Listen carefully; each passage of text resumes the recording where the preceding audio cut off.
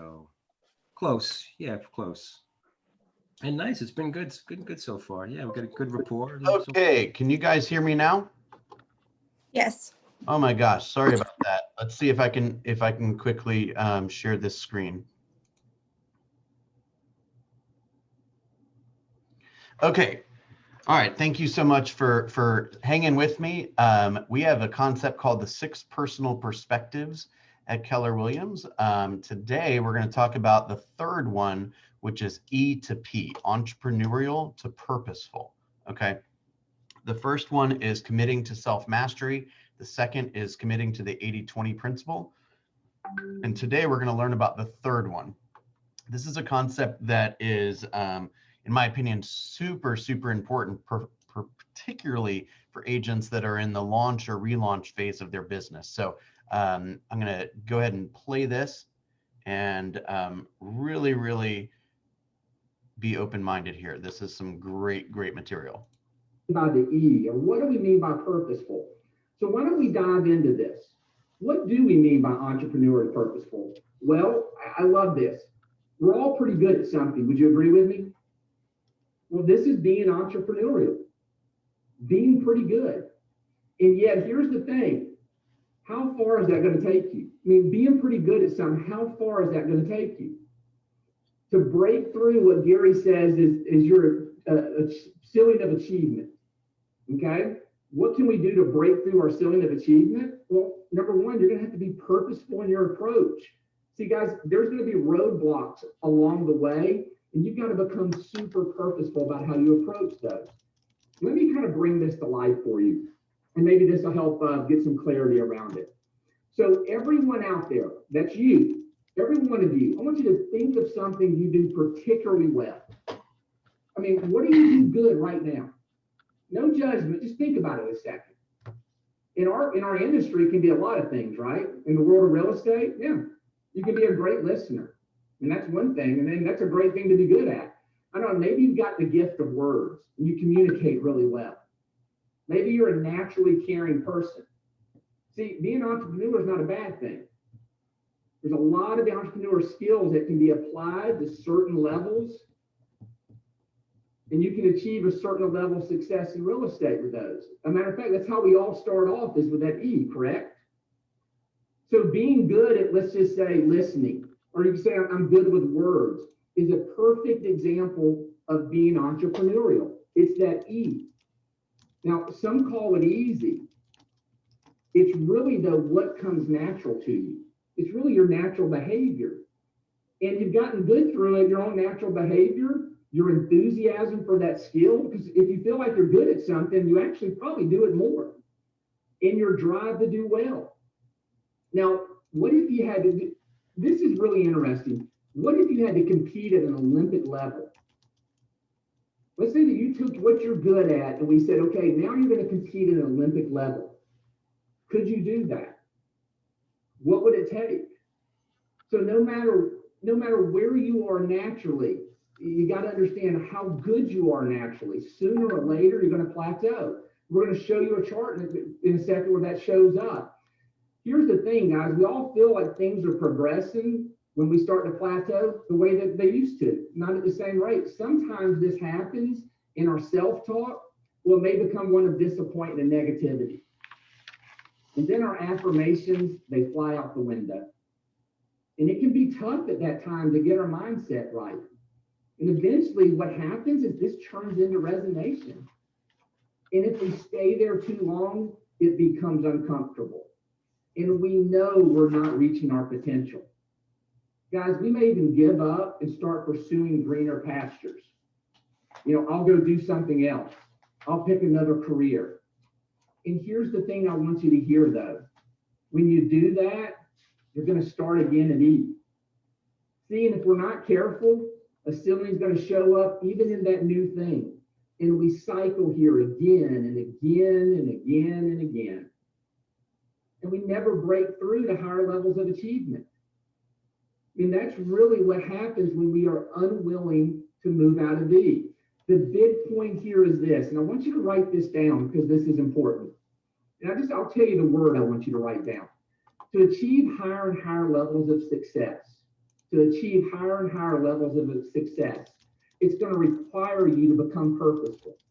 It's going to require you to become purposeful. And being purposeful requires you doing what is unnatural. And it might feel uncomfortable. So make being purposeful your kind of like your fight song. Okay? So I want you to follow along. If on page 4 in your handout, you're going to see the graph there.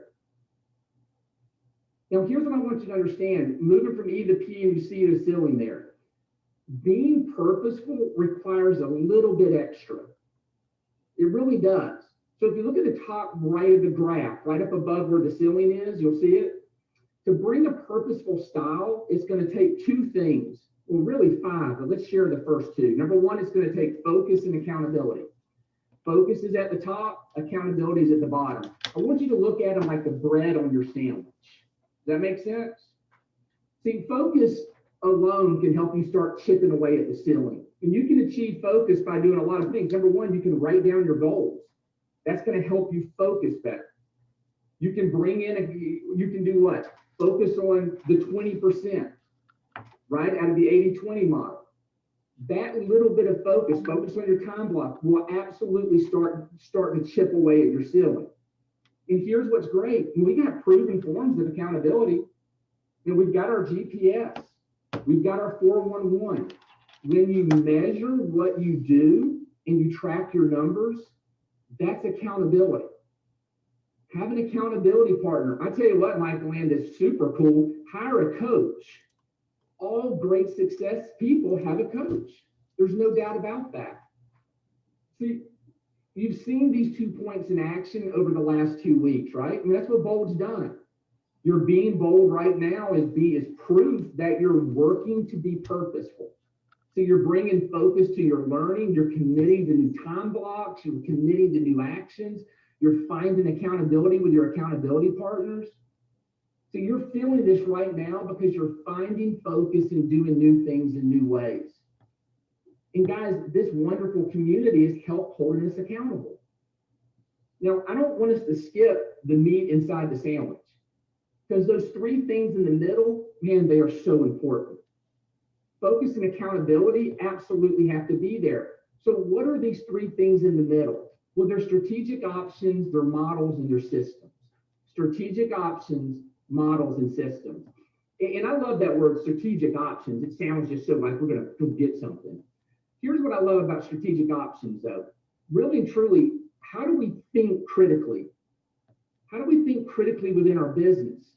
Well, it's by how we ask questions of ourselves. So a question you can ask is, hey, how can this be done? Or even better, if you want to get even more, the thinking even critical, think about this. Is there a different way? Or is there a better way to do this? That gets your mind creating strategic options. The second one is models. And guys, hey, we're a company of models and systems. So you'll find models to follow when you read books. What's a great book that you can read to follow models is the MREA, the Millionaire Real Estate Agent.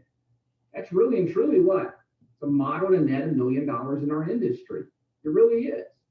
Also, guys, go find people who are succeeding in high levels, mentors, people that have done it. I mean, that's a great person to go model. So if you want to model being a millionaire, you probably need to go find millionaires to model after, right? You don't want to go to a broke person. Just like if you're going to get in shape, you don't go to somebody that's out of shape. So go find those people and start modeling what they do, how they think, the systems they put in. And the last one is systems. And here's the big thing. We have systems. You know, we must install the system though. See, once we learn something or learn a new system or about a system, I mean, let's give an example. Let's just use our Bold toolbox, okay? Let's just use our Bold toolbox, that big, purple, beautiful Bold toolbox. The tools inside there are useless if we don't choose to use them.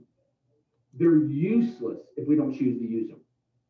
Let's take it to real estate. If you bought an air conditioner, you put it outside, you never hooked it up, would it cool your house off? And the answer is no. So for systems, utilize them.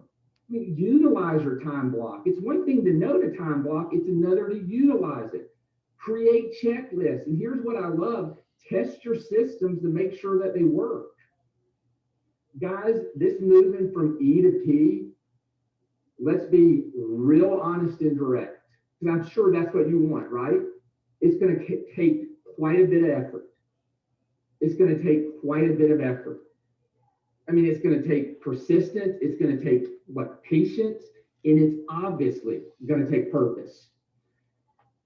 And when you're moving from E to P, when you're putting in that type of work, that kind of, that grind, you're going to find out that your work-life balance, sometimes you're going to feel really, really out of balance.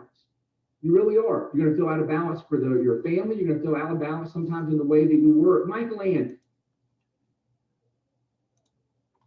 All right, guys. Thank you for watching that. Give me some ahas.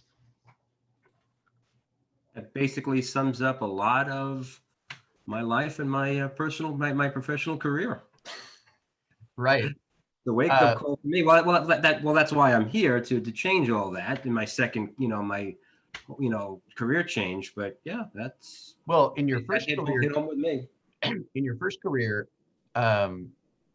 you probably experienced a lot of this too, which was some resistance until you figured out what models and systems and focus and accountability to I would install. And I would overly model, and I would overly model, and I would overly present. I'm sorry, Bill. You had a breakthrough, and then you learned a little bit more, and then you had another breakthrough, and then you struggled until you had another breakthrough, until you could install another model or hire somebody else to work with, right? So this is not just applicable in real estate. This is applicable in all businesses. Sure. The uncomfortableness is certainly going to happen. Yet, I wanted to pair this with a quote. You guys have probably seen this. If you're tired of starting over, then quit giving up. Right? It's not going to be easy. I'm telling you, it's not easy. Okay, but you can have a wonderful, wonderful business, and a wonderful quality of life if you continue to say, hey, what system do I need to install here? What accountability or focus do I need to bring to my business? Right? Anyone else have an aha? So the doing what comes unnaturally, that's kind of what you were saying, but just looking at it, I guess, continuing to expound on that, growth is not comfortable.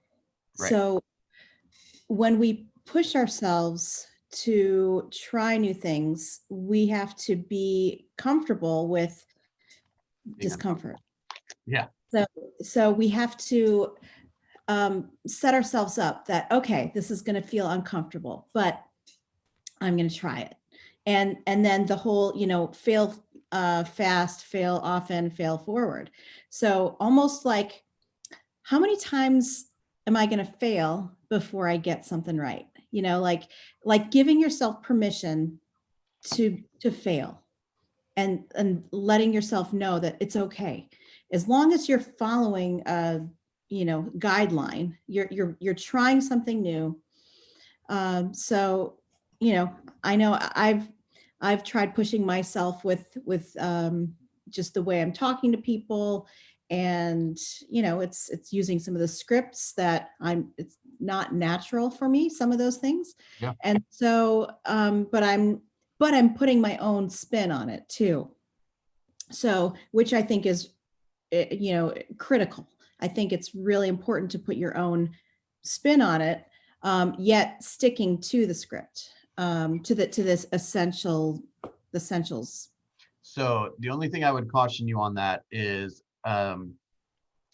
oftentimes when we, and this is not, I'm not trying to disagree with you here, but when we quote put our spin on it, sometimes we can lose the purpose of the way the wording was put in there, right? So there could be a phrase or a series of phrases that were specifically put in there to appeal to a specific type of personality, that if you do it your way, you could lose that. Now, maybe that's the case with you. I'm not sure. We just need to, maybe we should, we can offline talk about, hey, if I say this or add this or take this out, do you think it'll make a difference? The answer very well may be yes, and the answer very well be maybe no. Okay, sure. Okay. I can accept that. And yeah, who was that? Corey, when you said putting your spin on it, I'm in my car and I screamed, no! Oh. because that's my nature to do that, and it didn't work for me. Okay. Well, maybe I just went against what I was saying of failing because I'm not doing what No, well, if you look, failing is like we fail every single day. If we're not failing, we're not talking to enough people, right? It's just that simple. Like if I'm coaching somebody and they say, well, I get every listing appointment I go on, I'll say, well, how many did you go on? And they say 3, like all year. And I said, well, were those 3 people that were your friends? And they're like, yeah. I said, that's your problem, is you need to go talk to some strangers so you can actually fail a little bit so you can take more listings. Because if you don't get purposeful about going on more appointments, then you will be in the lead receiving business rather than the lead generating business. The problem with the lead receiving business is you got no control over your time or your income.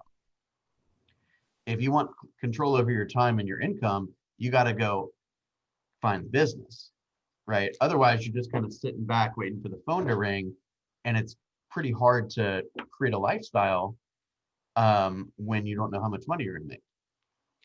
I think when talking about the scripts and using their words, I think the challenge becomes how can you take their words and change your voice with it and your intonation? And sometimes it's your inner dialogue, because it's not always what you say, it's how you say it.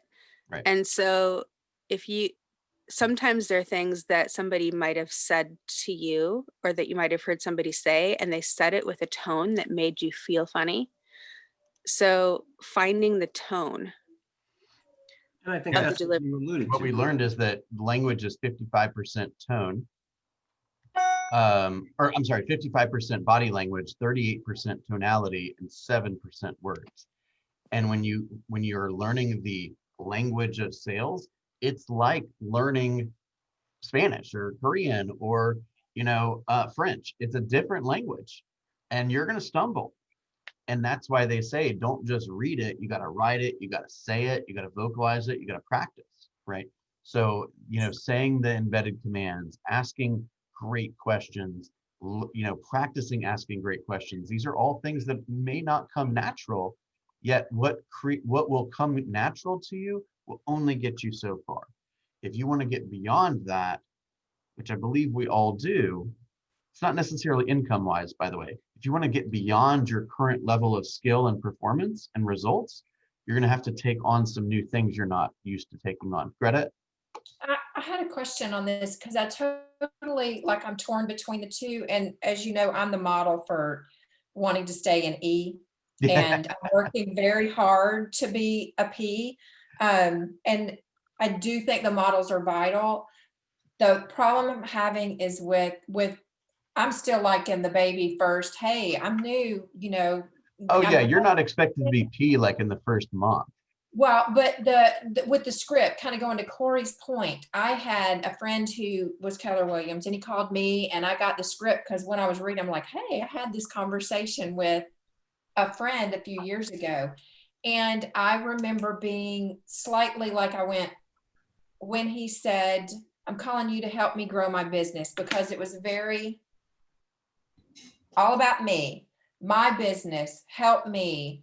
And I thought, I haven't talked to you in 5 years, and now you're calling asking me for a favor. And that's the bit with the script that I think I'm struggling with, because I've been trapped in a classroom, and now I'm reaching out to people who I haven't talked to in years and asking them that question. It feels so wrong. Well, so let me end with this concept. So in the bold packet, they included this agent pivot scripts that's been attached to our email for weeks. Okay. This is especially important in light of COVID and all the stuff that's going on in the world right now, right? is you have to make deposits in order to make withdrawals. I completely agree with you, Greta. If you're my old friend and we haven't communicated in any way, and then I call you and I'm like, hey, I'm in a contest and I want to get 10 referrals in the next 2 weeks and then I'll win. Who do you know that wants to buy real estate, sell real estate, or invest in real estate that I can help today?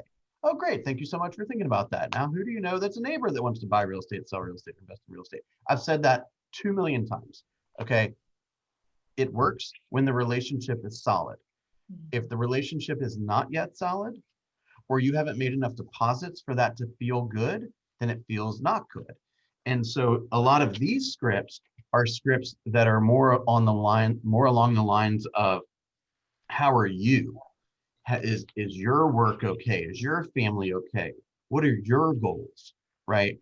So if you feel that a script, I'm not suggesting, what we're talking about is taking the script and just kind of rearranging the words or deleting things or adding in your own things. So that script will work in certain situations. If you don't like saying it, that doesn't mean you have to say it. It just means you need to find another script that you feel more comfortable saying. Just leave the wording of that new script alone. Okay. Okay. All right, you guys, I'm getting summoned for like the third time to go to this morning meeting. Come and tune in at 12 o'clock for Jay Corey's message, meeting and interview, and 1 o'clock for our launch mastermind. If you're interested, we can do a little bit of role play there, and also sent the YouTube link in the announcements page of Paul's role play with mostly with Heather yesterday, or Heather a little bit with Ebony yesterday. That was really impactful as well. Sorry, I'm trying to fit too much into these morning meetings, and I'm working on getting better too. I'm failing forward. So I'm super grateful for all of you guys, and I'll see you in a couple hours.